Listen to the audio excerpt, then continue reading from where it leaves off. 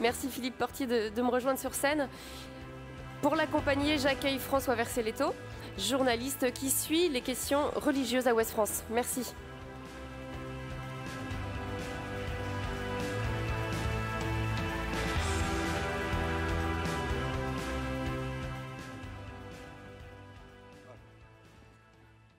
Est-ce que vous avez un micro? Oui, ça y est. Bonjour, merci à tous. On peut également ajouter que Philippe Portier est membre de la commission Sauvé, c'est la commission d'information sur les abus sexuels dans l'Église, mais ce n'est pas exactement l'objet de notre débat ce soir. Le sujet qui nous anime, c'est la laïcité. C'est un excellent sujet quand il est question du vivre ensemble. Et peut-être qu'avant d'entrer directement dans le vif de la question, il serait peut-être intéressant, Philippe Portier, que vous nous rappeliez quels sont les grands principes de la loi de 1905. Alors, en effet, lorsqu'on parle de laïcité, on s'appuie toujours sur un texte juridique important, central même, et ce texte, c'est la loi de 1905, la loi du 9 décembre 1905. Cette loi, elle s'articule en somme autour de deux grands principes. Il y a tout d'abord un principe de séparation entre les églises, et pas simplement l'Église catholique, les églises et l'État. C'est un principe tout à fait essentiel et qui tranche avec ce qui existait avant 1905, le système concordataire qui avait été établi par Napoléon Ier et qui reposait sur une alliance entre l'État et les églises. Et puis il y a un second principe, qui est un principe extrêmement important, qu'on oublie souvent, qui figure dans l'article 1er de la loi de 1905, c'est l'affirmation de la liberté de conscience associée à la liberté des cultes. Être laïque en France, c'est bien sûr affirmer que l'Église doit être séparée de l'État, que l'État doit être séparé de l'Église, mais parallèlement affirmer aussi que chacun doit avoir, à titre individuel comme à titre collectif, la possibilité, le droit de croire et le droit de ne pas croire. Alors, ça a vraiment été une loi d'apaisement. C'est peut-être bon de le rappeler parce qu'aujourd'hui, il y a quand même eu quelques évolutions. Et est-ce que la loi de 1905, parce que ça fait maintenant un peu plus d'un siècle, a évolué? Est-ce qu'elle a changé depuis qu'elle a été votée? Elle a considérablement changé, on l'oublie très souvent. On fait souvent de la laïcité française, à travers sa loi de 1905, une sorte de socle absolument intangible. Les choses ne se sont pas passées comme cela.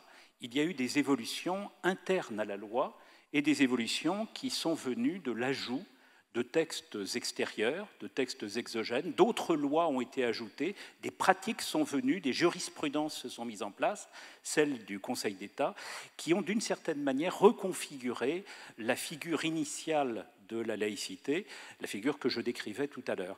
Alors, je vais vous donner un seul exemple de ce point de vue. Il se trouve que, initialement, les lieux d'église, les bâtiments cultuels, devaient être réparés, entretenus par l'Église elle-même, à travers ce qu'on appelle les associations cultuelles. Et puis l'Église, en 1905-1906, refuse de créer ces associations cultuelles. Que va faire le gouvernement de l'époque ?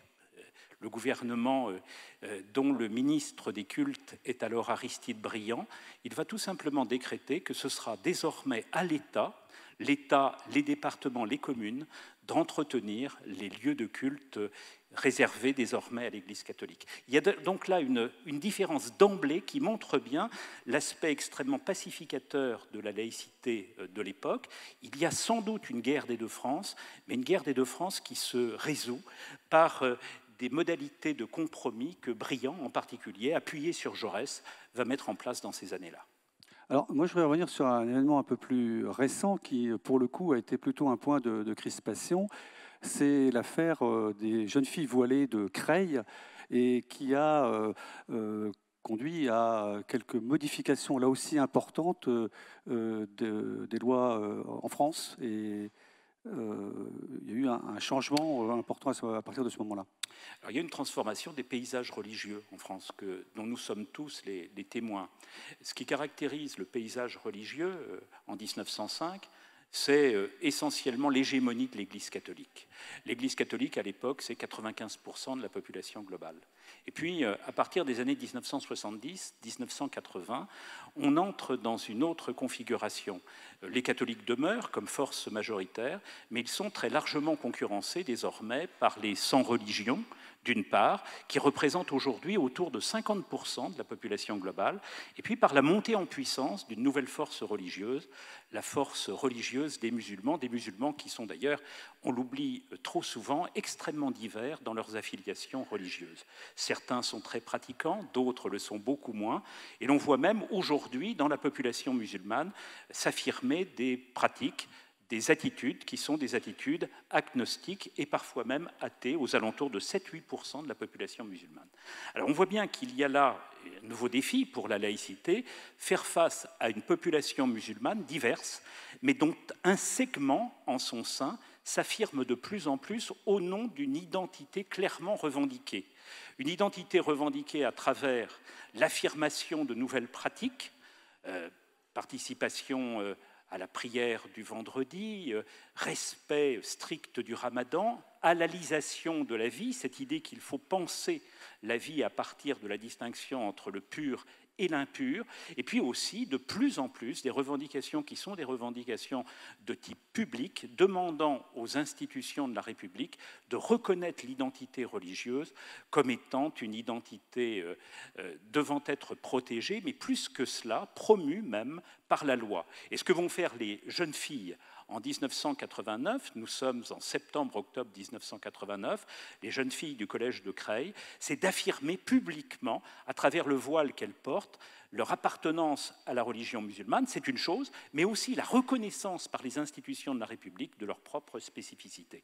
Et il y a là, d'une certaine manière, un tournant qui va amener de la part de la République deux types de réactions. Une réaction discursive, un certain nombre d'intellectuels vont prendre la parole, et parmi ces intellectuels, il y a par exemple Elisabeth de Fontenay, on trouve aussi Elisabeth Badinter ou Catherine Kinsler, qui immédiatement produisent un texte dans le Nouvel Observateur intitulé « Profs, ne capitulons pas ». Et s'affirme ici un courant qui est aujourd'hui un courant très important dans le paysage intellectuel français, le courant du républicanisme, qui va donner lieu, à partir des années 2000, à des productions juridiques d'un nouveau type, fondées en particulier sur la nécessité de limiter l'expansion du fait religieux dans nos sociétés, et en particulier l'expansion d'une identité musulmane clairement, fortement, puissamment affirmé. Nous en sommes là aujourd'hui. Le débat sur la laïcité, il est très largement dû au fait que nos paysages religieux se sont reconfigurés, qu'apparaissent désormais des revendications identitaires tout à fait inédites.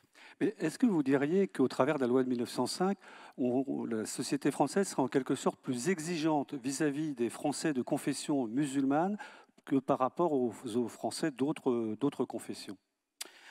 Alors, il y a eu un certain nombre d'exigences du point de vue du catholicisme, mais très vite, les exigences se sont affaiblies. On l'a vu en particulier avec la jurisprudence du Conseil d'État qui a immédiatement, dès les années 1910-1920, donné toute une série de latitudes à l'Église catholique.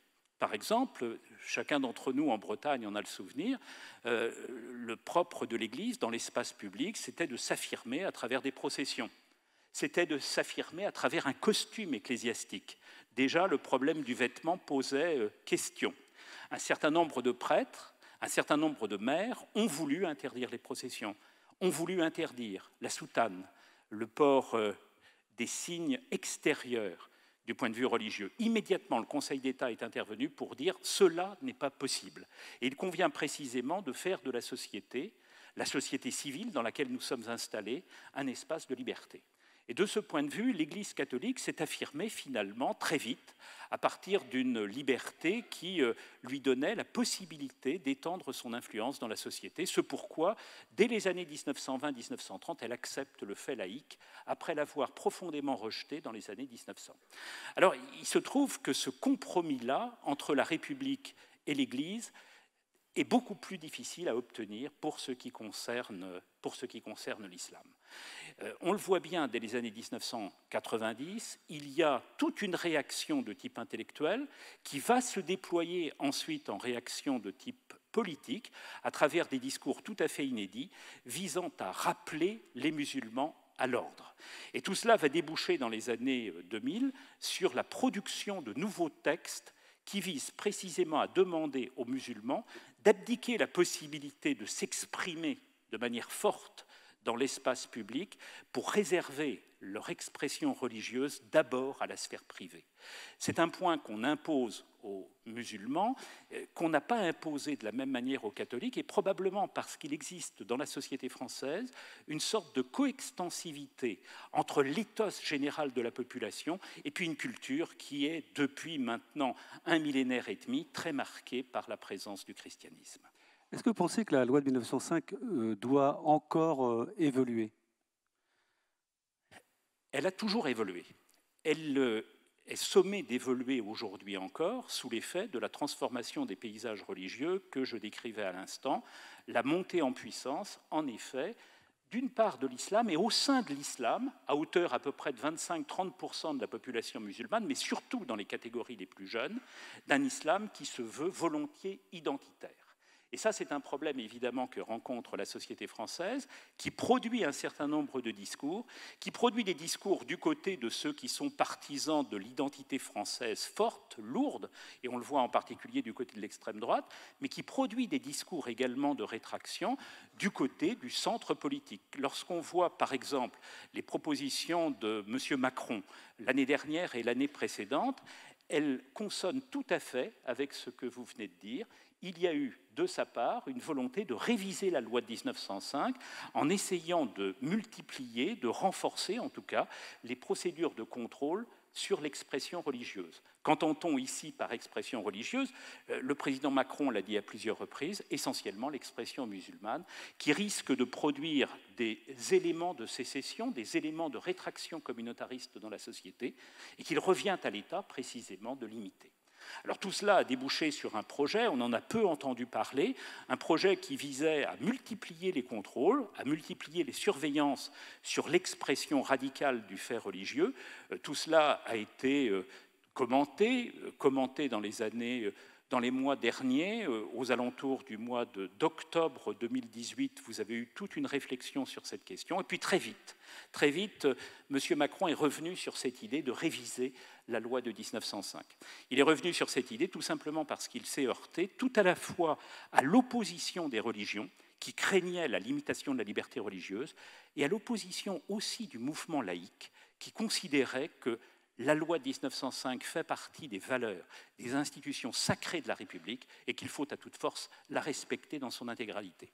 Oui, il y a une grande prudence de sa part parce qu'il y a un grand discours attendu sur la laïcité mais qui se fait toujours attendre, ce qui laisse pendant quand même certaines questions. Je pense notamment à la question du financement et en particulier la problématique du financement par l'étranger. J'y reviens encore là pour la religion musulmane. Alors, je viens de dire que M. Macron avait renoncé à la possibilité de réviser la loi de 1905. Il renonce, pour l'instant, à la réviser directement, parce qu'il s'est heurté tout à la fois à l'opposition du bloc religieux et à l'opposition du mouvement laïque. Ça ne veut pas dire qu'il ne veut rien faire. Et on voit que dans ses discours, dans les discours du ministre de l'Intérieur, M. Castaner, dans les discours des députés, des parlementaires de La République En Marche, vous avez aujourd'hui tout un dispositif de réflexion qui se met en place pour essayer de transformer l'ordre du droit sans toucher pour autant à la loi de 1905. Comment transforme-t-on actuellement l'ordre du droit ? Par toute une série de textes infrajuridiques, des circulaires par exemple, qui visent à demander au préfet de contrôler davantage, de surveiller davantage l'expression radicale de la foi. Ça, c'est un premier élément. Deuxième élément, nous allons avoir probablement dans les semaines, dans les mois qui viennent, une transformation du Code de procédure pénale, une transformation aussi des dispositifs relatifs aux finances publiques pour essayer de mieux contrôler les financements venant de l'extérieur et qui placerait l'islam de France en situation de sujétion vis-à-vis de puissances qui développeraient, On pense ici aux puissances du Golfe Persique, une vision de l'islam qui serait une vision de l'islam incompatible avec les lois de la République. Est-ce qu'en guise de conclusion, sans doute provisoire, vous pourriez dire que la loi 1905 est un cadre nécessaire, mais sans doute pas suffisant pour le vivre ensemble? Alors, il faut toujours, évidemment, quand on juge, quand on évalue l'efficace d'une loi, la mettre en relation avec la situation d'une société, la situation religieuse d'une société à un moment donné de son histoire. Ce qui apparaît, c'est que la loi de 1905, elle a été construite à partir d'une lutte entre deux blocs politiques, le bloc républicain d'un côté, le bloc catholique de l'autre, avec cette idée que l'État devait se libérer de l'éventuelle tutelle que l'Église pouvait exercer sur lui. On n'en est pas là aujourd'hui. L'idée est moins de séparer l'État de l'Église que de réintégrer dans la culture nationale, dans la communauté civique, une partie des populations musulmanes qui visent précisément à s'en écarter. Nous sommes là, vous le voyez, dans une problématique différente qui appelle pour le futur, probablement, non pas des révisions directes de la loi de 1905, mais en tout cas des réflexions et probablement des amendements externes, exogènes, à l'ordre du droit actuellement existant. Philippe Portier, merci. Merci. On a peut-être quelques minutes S'il y a des questions, n'hésitez pas, vous levez la main, il y a des micros qui circulent. On a très peu de temps, mais peut-être qu'on peut répondre. Mais on ne s'interdit quand même pas le jeu des questions avec la salle.